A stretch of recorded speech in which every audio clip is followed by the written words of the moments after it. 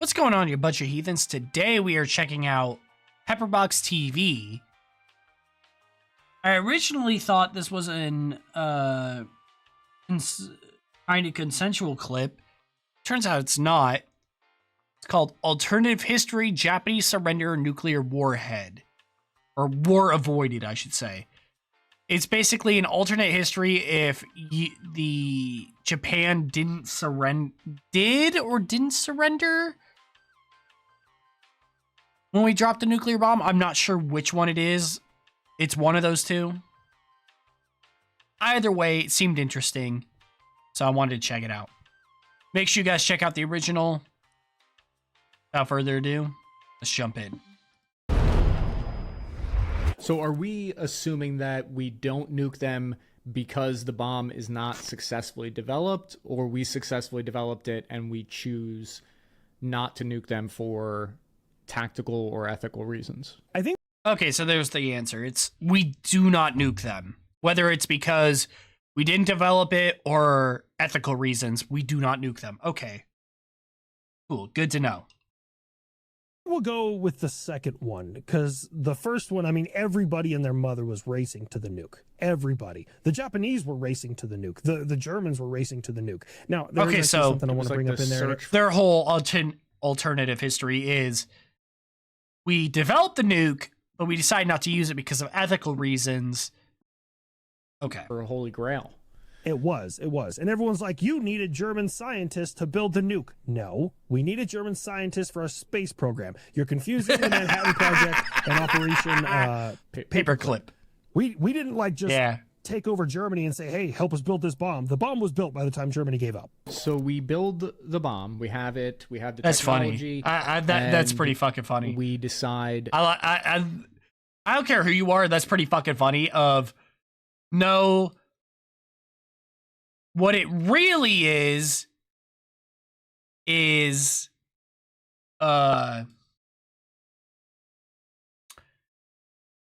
it really is the we needed scientists, German scientists for NASA, not the bomb. Sorry, I don't know why the fuck I'm like there. I'm kind of tired, as you can't tell. Not to drop it. So I think one of the first things that happens by not dropping it, there's 73 million people living in Japan. So we do not drop these nukes. I think one of the first things, talking about the situation that you just teed up about how the situation in Europe, in Germany, that's going to change the dynamic with the Reds, with the Red Army, with our position, because I think dropping the nuke did have a little bit of it sent a message. It was a very clear, I mean, we'll get into that part definitely for sure. We lose that first. I mean, he's not wrong. I mean, it really did send a message. Like, we're the only superpower on Earth that has deployed a nuclear weapon or atomic weapon, whichever you want to call it, against an adversary in an actual war. And that's a really big statement saying, hey, fuckers, don't mess with us, type of thing. I think also because of this, we're dabbling in a East-West Germany situation like we did with Russia. Is like a North-South Japan. I mean, hell, they got Korea. They got North and South Korea. Do you think the Soviet Union is more likely to try That's to get interesting. And invade into Germany? That's interesting. Would we have, if we didn't drop the nuke, or nukes, I should say, would we have split Japan North and South with Russia? Do you think that they are more likely? That's an interesting concept. What do you mean, like invading across into West Germany? Yeah, right. Oh, absolutely. The dropping of the bombs, we'll just go ahead and skip to that, because that's one of the definitely profound things that I wanted to say, is like, fuck your morality, fuck everything. Dropping the atomic bomb on live people, on a population, is necessary to, like, human history. if not the Japanese, yeah, I can Russia say would have that. dropped See it on that. the U.S. or the U.S. would have dropped it on Russia. Somebody else would have been hit. But because it happened right there, right in that pivotal moment, right at the end of the tail end of World War II, the whole world can look at that and go, "Hey, let's not do that again." Like, it was a necessary evil that, like, the Cold War, the only reason the Cold War happened and didn't go hot was because both sides knew what those nukes brought to the table, because they'd seen what happened in Honestly, Japan. yet again, so I true. think what you maybe you're saying is if we don't drop those. Who is this guy? He's very familiar. It's Cappy from... I feel like I know him from somewhere. He's very familiar to me. Nukes, I'm gonna feel stupid if I don't... We don't create those states. Hold up.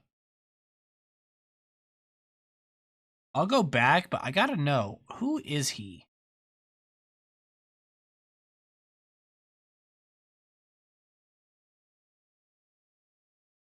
Ugh. Yet again. I think he's like... Was he Task and Purpose? Yes. His first fucking video is YLS Task and Purpose. Okay, that's who he is. That's why I know who he is. Okay, good to know. If we don't drop those nukes, then we don't create those stakes. We never create and we never give an image of like, this is what happens if we never power project so if we actually use them. Have that mutually assured destruction. I think you're way more likely to see. Yeah, it's like I said, what I just said. I'm not sure if you can hear me over the video. Yeah, there's no mutually, like he was saying. Sorry, I'm all out of it right now. Mutually assured destruction with it, because we don't know what these bombs will do. Whereas since we dropped them, we saw what they did to a populace, and it was just, oh shit, we know what these bombs can do. We don't want to drop them. More or less. A nuclear exchange. I mean, if you look at all through history, a lot of it is like that. So chemical weapons were very prolific in World War I. Not really too often used in World War II. They were, but in very limited quantities. Towards the end of the war, Germany was like losing badly. Yeah. I mean, aside from what they used inside like the concentration camps, but like I mean, yeah, I might be stupid here, but I don't know any like major battle that chemical weapons were used in World War II versus World War I. I know World War I, it was used a lot, but World War II, I can't think of anything that really super comes to mind. Used in combat, very rare, because everyone agreed like, hey, let's not do that again, because they all saw what had happened in World War I. War in general is all about who has the better technology, the better tactics. Like, it's just getting a one-up on everybody else. And for a short period of time, I'll be honest with you, like, I look at it from the other side of the coin. If I was a Russian and I watched America drop that bomb on Japan, I would be like, fuck. Like, that's they're in charge. The new world order has just happened because America has this and nobody else does. So in this what if, does the technology, even though we don't at that drop point, these bombs, I don't want to be the person to I don't want to fucking go up against the Soviet Union. Do they still get it? I think so. I think absolutely so. And I agree with you on that last little thing. I kind of blew right past it, is the possibility of a nuclear exchange. I think, especially during the Cold War, will increase exponentially. Because we've never, we've nuked a place, but we've never. Oh, it is definitely increased considering the fact that we don't know we haven't seen in this scenario what it does to a populace. In history, ever had a nuclear exchange. Which I think you're right. I think it'd be way more likely that you see two sides exchanging nukes, just because you don't, because at the time, if you actually, this is fascinating.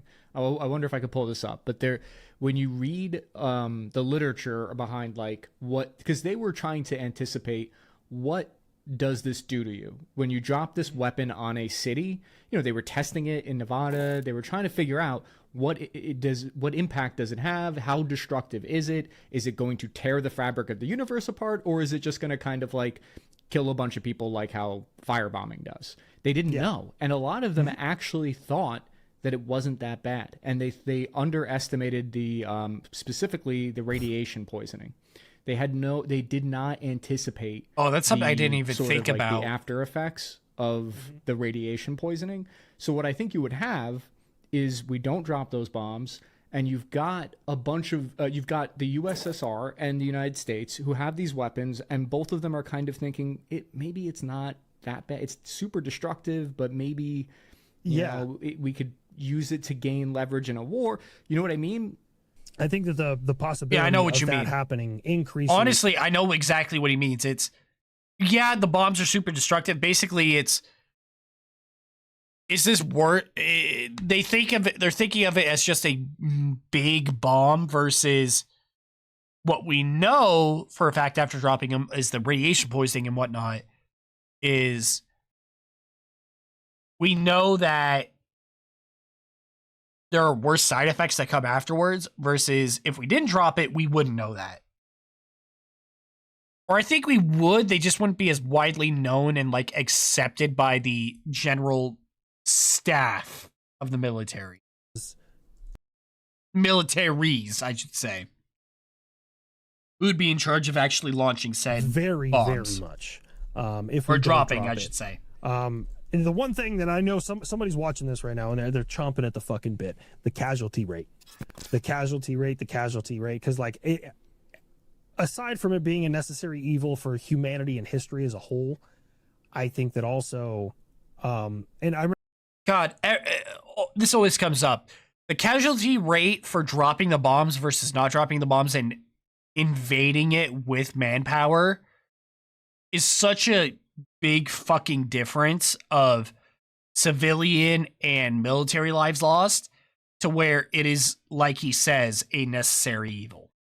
I remember reading this, and I don't know how true it is. It could be like one of those like old army wives' tales that just everybody knows, that they made like millions of Purple Hearts for the invasion of Japan that never happened, and they were handing them out all the way through GWAT. Like those Purple Hearts were cast in like World War II, which is nuts. I thought that was Vietnam. Unless I'm completely wrong. I thought they cast a bunch of them. No, it was World War II. Yeah, no, I was thinking World War II because they were thinking about invading mainland Japan, and yeah, that is what I'm thinking of. Okay, never mind. Yeah, Ignore so me. Up, really, which is the crux of this whole what if, which is that we're looking down the barrel of a 5-year-long war with Japan. Yeah, we at least as much as like they're still pissed off. Like Pearl Harbor, God, America was real upset about that. We're very, very upset. Yeah, don't touch our fucking Japan boats. Has been fighting America. Like, don't get me wrong, I'm not talking shit about the New Zealanders and the Australians. Like, they helped, they sent troops, they did.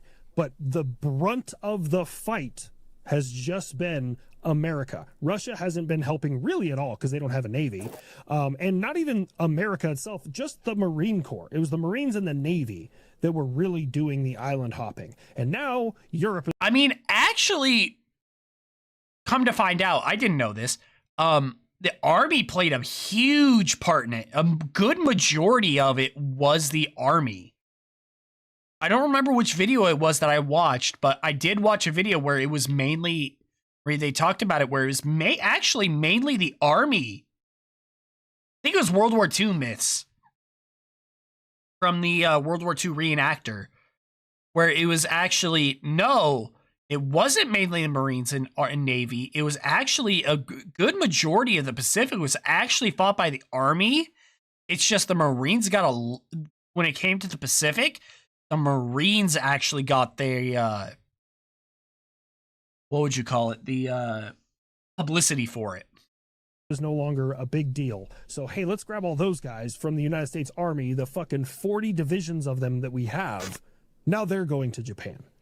So you roll up now with the entire brute might of the Allied powers, because the U.S. Navy. Because I want to say it was like 70%, I want to say, or something along those lines, that it was actually Army who fought in the Pacific versus like the 20% Marines, 10% Navy or something like that. Navy has crippled your Navy. You can't really do much. So the Brits are going to be able to get there. Everybody is going to be able to get there. So now they're stacked up off your shores. And back then, I guess the whole thing was like they'll fight to the last man, woman, and child.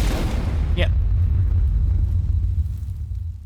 Oh God, what's it technically called? The Bushido Code or whatever? I can't remember what it was called. I want to say it was Bushido, though. I'm not positive, but I want to say Bushido. Well, that was Pepperbox Alternative History. They didn't, like, yeah, they kind of went into the alternative history if we didn't drop it, but at the same time, not. I don't know. It's one of those weird, I don't know what you'd call it, nuanced things, I guess, where a lot of things would change with it. Like, not even, like, the Soviet Union, Germany, Japan itself, like, a whole bunch would change with it. Just, that's one of the cool things about alternative history is just the thought process that you have to go through of how would this actually change everything? You know? So that's just a really cool thing to think about. Make sure you guys watch the original. It's linked below as always. Like, comment, subscribe, and until next time, you guys take care of yourselves. See ya.